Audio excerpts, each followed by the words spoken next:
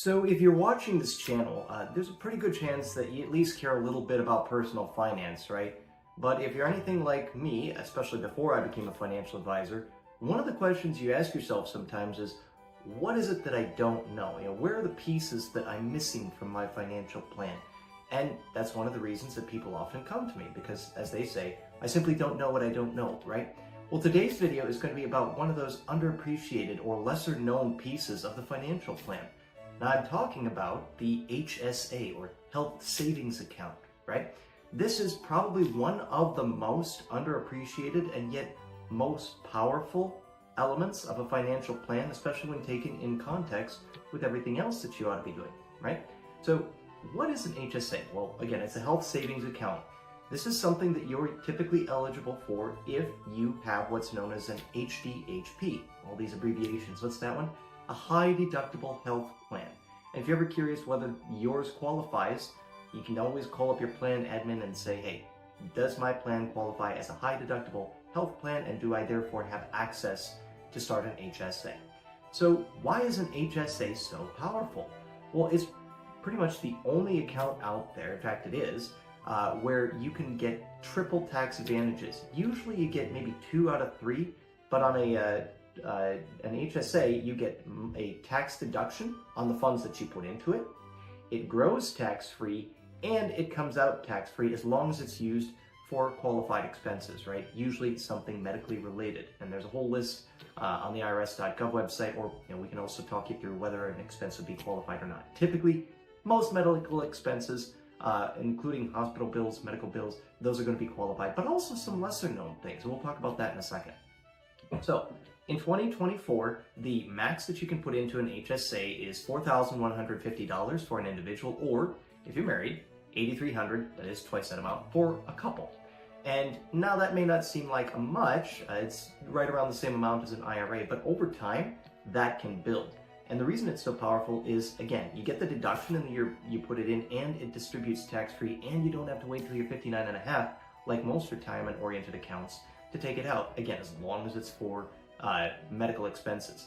Now, another cool key factor to this is, let's say you get to your mid-60s and you realize, you know what, I have a huge HSA because you've been funding it for all these years. What do I do with this? I don't think I'm ever going to use this amount for health expenses. Well, once you turn 65, you can actually take out your funds in that HSA and spend it on anything. Now, you will be taxed at that point on the income, on your income tax bracket. So it's kind of like a traditional pre-tax IRA or 401k in that case. If you take $10,000 out, you're going to get taxed on $10,000 of income, if you will. But it can be used for anything. It doesn't have to be medical expenses.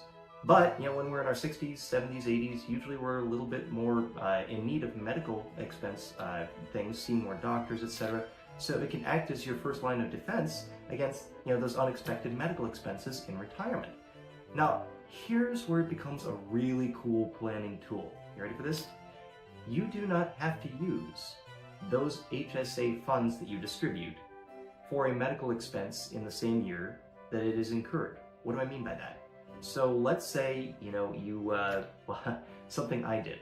Let's say you break your arm in an arm wrestling contest, right? And what happens? Well, you probably pay the doctor a few $1,000s to fix you up, right?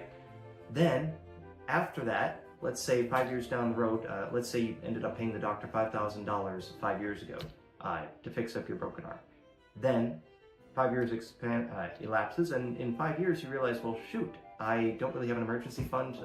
Old man Murphy's Law is coming into play, and I really need access to some funding.